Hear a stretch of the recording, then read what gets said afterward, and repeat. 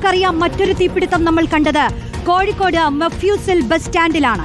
ആ മഫ്യൂസൽ bus stand കെട്ടിടത്തിലെ shopping കോംപ്ലക്സിൽ തീപിടുത്തമുണ്ടായി 1.5 മാസം കഴിഞ്ഞിട്ടും തുടർ നടപടികൾ വൈകുന്നുവെന്നാണ് ആരോപണം. പാതി കത്തിയിരിക്കുന്ന കെട്ടിട ഭാഗങ്ങൾ ഏത് നിമിഷവും താഴേക്ക് വീഴുമെന്ന ആശങ്കയിലാണ് വ്യാപാരികൾ. കെട്ടിടത്തിലെ വൈദ്യുതി സംവിധാനവും പുനഃസ്ഥാപിച്ചിട്ടില്ല. സിനോജ് തോമസ് ചേരുകയാണ് വിശദാംശങ്ങളുമായി. സിനോജ്, ജീവൻ പണയം വെച്ചാണ് അവിടുത്തെ വ്യാപാരികളൊക്കെ തൊഴിൽ ചെയ്യുന്നത് അല്ലേ? ഈ കെട്ടിടത്തിന്റെ പല ഭാഗങ്ങളും ഇപ്പോഴും പൊളിഞ്ഞു വീഴുമെന്ന ആശങ്കയിലൊക്കെ എങ്ങനെയാണ് അവിടെ ജോലി ചെയ്യാനാകുക? എന്താണ് നിലവിലെ സാഹചര്യം? റോഷനെ, അന്ന് 5 മണിക്കൂർ നീണ്ട പരിശ്രമത്തിനൊടുവിലാണ് തീ അണച്ചത്. ആ കെട്ടിടത്തിന്റെ അവസ്ഥ ഒന്ന് നോക്കൂ. അന്ന് എങ്ങനെയായിരുന്നു അങ്ങനെ തന്നെ കെട്ടിടം ഇരിക്കുന്നു. പ്രേതാലയം പോലെ പാതി കത്തിക്കരിഞ്ഞ കോഴിക്കോട് നഗരഹൃദയത്തിലുള്ള പുതിയ ബസ് സ്റ്റാൻഡിലെ, അല്ലെങ്കിൽ മൊഫ്യൂസ് ബസ് സ്റ്റാൻഡ് എന്ന് വിളിക്കുന്ന ബസ് സ്റ്റാൻഡിലെ വലിയ വ്യാപാര സമുച്ചയമാണ്, കെട്ടിട സമുച്ചയമാണ്. അതിങ്ങനെ കത്തിക്കരിഞ്ഞൊരു പ്രേതാലയം പോലെ ഇരിക്കുന്നത്. ഇതുവരെ ആ കത്തിക്കരിഞ്ഞ ഭാഗങ്ങൾ പോലും നീക്കം ചെയ്യാൻ വേണ്ടി കോഴിക്കോട് കോർപ്പറേഷൻ സാധിച്ചിട്ടില്ല എന്നതാണ് യാഥാർത്ഥ്യം. ഇപ്പോഴും ആ കത്തിക്കരിഞ്ഞ് പാതി കത്തിയിരിക്കുന്ന സാധനങ്ങളൊക്കെ തന്നെ ഏത് നിമിഷവും താഴോട്ട് അടർന്നു വീഴാനിരിക്കുന്ന ഭാഗത്തിനാണ് ഉള്ളത്. അതായത് AC-യുടെ കംപ്രസർ ഉൾപ്പെടെയുള്ള കംപ്രസർ യൂണിറ്റ് ഉൾപ്പെടെ പാതി കത്തി അവിടെ വെന്തുരുക്കിയിരിക്കുന്ന അവസ്ഥയാണുള്ളത്. ഒപ്പം തന്നെ ഇത് പൂർണ്ണമായും കെട്ടിമറച്ച ഒരു ബിൽഡിംഗ് ആയിരുന്നു. ആ കെട്ടിമറച്ച ബിൽഡിങ്ങിന്റെ ബാക്കിയുള്ള കമ്പിക്കൂടുകൾ മുഴുവൻ അവിടെ അതേപോലെ ഇരിക്കുന്നു.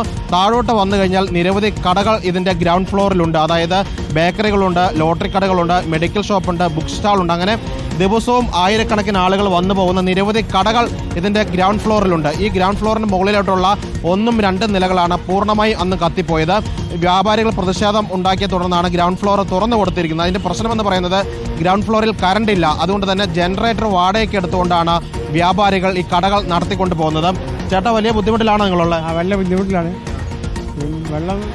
വെള്ളം മഴയിൽ വെള്ളം ഒലിച്ചിറങ്ങുന്നുണ്ട്.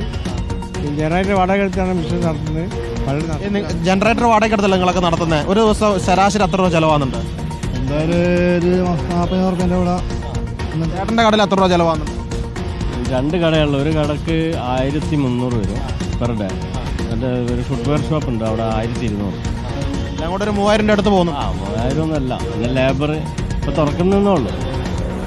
ഈ സാധനങ്ങളൊക്കെ താഴോട്ട് വീടിൻ്റെ ഒരു അവസ്ഥയിലാണല്ലോ. അതെ അതെ അതെ അതെ. ആളുകൾ പേടിച്ചിട്ട് കയറുന്നുണ്ടോ കടയിൽ? ഇല്ല ഇല്ല ഇല്ല, ആരും കയറുന്നില്ല. പേടിയാണ്, ആരും പേടിയാണ്. ഏത് സമയത്തും ഇത് എന്താ സംഭവിക്കാനുള്ളൊരു ഇതിലാണ് നിൽക്കുന്നത്. റോഷനി, അതായത് ഇതൊരു ബേക്കറി കടയാണ്. ഈ ഇടതുവശത്ത് കാണുന്ന ഒരു ബേക്കറി കടയാണ്. ഈ കടയെ വലിയ 2 മുറി കടയാണ്. അതിന് തൊട്ട് മുകളിലാണ് ഈ കത്തിയിരിക്കുന്ന ഭാഗമുള്ളത്. അതായത് കടയിലോട്ട് കയറാൻ വരുന്ന ആളുകൾ നേരെ മുകളിലോട്ട് നോക്കുമ്പോൾ ഞെട്ടിപ്പോകും. കാരണം മൊത്തം കത്തി കരിഞ്ഞ് എപ്പോൾ വേണമെങ്കിലും താഴോട്ട് വീഴാനിരിക്കുന്ന രീതിയിലിരിക്കുന്ന കുറേ കെട്ടിട ഭാഗങ്ങൾ.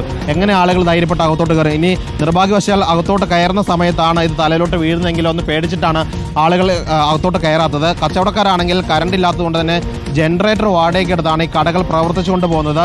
നിങ്ങൾ നഷ്ടത്തിലാണോ? ചേട്ടൻ്റെ അവസ്ഥ എന്താ? ഞങ്ങൾ അങ്ങനെ അഡ്ജസ്റ്റ് ചെയ്ത് പോകുന്നത് അത്രമാത്രമേ ഉള്ളൂ ഇപ്പോഴത്തെ നിലയിൽ. കാരണം വെച്ചാൽ ഒന്നാമത് കറണ്ടിൻ്റെ പ്രശ്നം തന്നെ ഞങ്ങൾക്ക് മെയിനായിട്ടുള്ളത്. കറണ്ടിൻ്റെ പ്രശ്നം എന്ന് പറഞ്ഞാൽ ഇപ്പോൾ മുകളിൽ നിന്ന് മഴവെള്ളം താഴോട്ടേക്ക് ഇറങ്ങുന്നതുകൊണ്ട് ലീക്കായിട്ട് ജനറേറ്റർ അടിക്കുമ്പോൾ അതിൻ്റെ മുകളിൽ ഷോർട്ട് സർക്യൂട്ട് വന്നിട്ട് അപ്പോൾ ഓഫാവുന്നുണ്ട്. അപ്പോൾ എല്ലാ കടകളും ഓഫാവും. ഒരു ജനറേറ്ററിലാണ് ഞങ്ങളിപ്പോൾ വർക്ക് ചെയ്യുന്നത്. മൊത്തമായിട്ട് എല്ലാവരും കൂടി ഒരു ജനറേറ്റർ എടുക്കും. അപ്പോൾ മൊത്തം ഒറ്റ കണക്ഷനാണ് വരുന്നത്. അപ്പോൾ മുകളിൽ നിന്ന് ഇപ്പോൾ ഇതേപോലെ വെള്ളം താഴോട്ട് ഇറങ്ങിയിട്ട് ഏതെങ്കിലും ഒരു കടയിൽ ഷോർട്ട് സർക്യൂട്ട് വന്നു കഴിഞ്ഞാൽ അത് മൊത്തം അത് ഓഫായി. അപ്പോൾ രണ്ടാമതും അവർ വന്ന് അത് ഓൺ ചെയ്ത് അങ്ങനെയുള്ളൊരു പ്രശ്നങ്ങളാണ് ഞങ്ങൾക്ക് ഇപ്പോൾ കാര്യമായിട്ട് ഇവിടെ നടന്നുകൊണ്ടിരിക്കുന്നത്. പിന്നെ വാടകയുടെ കാര്യത്തിലെന്ന് വെച്ചാൽ ഞങ്ങൾക്കൊരു തീരുമാനങ്ങളോ ഇതുവരെ ഉണ്ടായി. വാടക വേണ്ട എന്ന് കോർപ്പറേഷൻ പറഞ്ഞിട്ടുണ്ടോ? അങ്ങനെ ഒരു തീരുമാനം കോർപ്പറേഷൻ എടുത്തിട്ടില്ല എന്നാണ് ഞങ്ങൾ വിചാരിക്കുന്നത്. കത്തിക്കറിഞ്ഞ കെട്ടിടത്തിൽ നിങ്ങൾ തുറന്നിരിക്കുന്ന കടയ്ക്ക് വാടക വേണമെന്നാണ് പറയുന്നത്. വാടക വേണ്ടെന്നല്ല, വാടക അങ്ങനെ ഒഴിവാക്കി തരണം. ഇപ്പോൾ കുറച്ചൊരു കുറവ് തരാൻ ചോദിച്ചിട്ട് അതിനുള്ള അനുകൂലമായ നിലപാടുണ്ടായിട്ടില്ല. ഒരു അനുകൂലമായ തീരുമാനം ഇതുവരെ കോർപ്പറേഷൻ്റെ ഭാഗത്ത് ഉണ്ടായിട്ടില്ല എന്നാണ് പിന്നെ ഞങ്ങൾ വ്യാപാരി വ്യവസായി പറഞ്ഞിട്ടുള്ളത്. ഒരാൾ എപ്പോഴും ഒരു ജനറേറ്ററിന് പുറകിലുണ്ടാവണം അല്ലേ? ഓഫാകാതിരിക്കും. ഉണ്ടാവണം. റോഷന് കേട്ടാൽ ഇതാണ് വ്യാപാരികളുടെ അവസ്ഥ. ഏതെങ്കിലും കടയിലെ ഈ മഴവെള്ളം വീണ് ചെറിയ ഷോർട്ട് സർക്യൂട്ട് ഉണ്ടായാൽ ഈ ബിൽഡിങ്ങിലെ കറണ്ട് മുഴുവൻ പോകുന്ന അവസ്ഥയാണ്. ഒപ്പം തന്നെ ഈ പാതി കത്തിക്കരിഞ്ഞ കെട്ടിടത്തിൽ അടിയിൽ കച്ചവടം നടത്തുന്ന വ്യാപാരികളുടെ ഈ വാടക ഇനത്തിൽ, കാരണം അന്ന് തീപിടുത്തം ഉണ്ടായ ഘട്ടത്തിൽ കുറേ ദിവസം കടകൾ പൂട്ടിയിട്ടിരുന്നു. അതുകൊണ്ടൊക്കെ തന്നെ ഇപ്പോൾ ആളുകളും കയറുന്നത് കുറവാണ്. അതുകൊണ്ട് ഈ വാടക ഇനത്തിൽ ഒരു ഇളവ് തരണമെന്നൊരു ആവശ്യം മുന്നോട്ട് വെച്ചെങ്കിലും കോർപ്പറേഷൻ ഇതുവരെ അതിൽ ഇടപെട്ടിട്ടില്ല എന്നാണ് വ്യാപാരികൾ പറയുന്നത്. ക്യാമറ മുകളിലോട്ട് തിരിച്ചാൽ കാണാം ഈ കെട്ടിടം അന്ന് മുഴുവൻ മൂടി കെട്ടിയാണ് വെച്ചത്. അതുകൊണ്ട് തന്നെയാണ് ഫയർഫോഴ്സിന് തീ അണയ്ക്കാൻ കഴിയാതെ പോയത്. ആ മൂടി വെച്ച കെട്ടിടത്തിന്റെ ഇരുമ്പ് കൂടുണ്ടല്ലോ, ആ ഇരുമ്പ് കൂട് മുഴുവൻ, ആ ഇരുമ്പ് ചട്ടം മുഴുവൻ അതേപടി ഉണ്ട്. അന്ന് വലിയ തീപിടുത്തം ഉണ്ടായതുകൊണ്ട് തന്നെ കമ്പികളിലൊക്കെ തന്നെ ബലം കുറഞ്ഞിട്ടുണ്ടാവും, ആണികളൊക്കെ തന്നെ സ്ക്രൂ ഒക്കെ തന്നെ ഇളകിയിട്ടുണ്ടാവും. വലിയൊരു കാറ്റ് വീശി ഇതിൽ അതിശയം തോന്നുന്നത് 2 മാസം പോലും ആവാത്ത ഒരു തീപിടുത്തം നടന്ന ഒരു പ്രദേശത്ത് ആ തീപിടുത്തമുണ്ടായ കെട്ടിടമാണോ അതേ അവസ്ഥയിൽ തന്നെ തുടരുന്നത് എന്ന് ആലോചിക്കുമ്പോഴാണ് ഇതിൽ അതിശയം തോന്നുന്നത്. അഭിജിത്ത് മുഴക്കുന്നുകൂടി ചേരുകയാണ്. അഭിജിത്ത്, സിനോജ് വ്യാപാരികളോടാണ് സംസാരിച്ചത്. അവരുടെ ഒരു ആശങ്ക നമ്മൾ കേട്ടു. ഈ തീപിടുത്തത്തിന് ശേഷം എന്ത് നടപടിയാണ് അവിടെ ഉണ്ടായിട്ടുള്ളത്?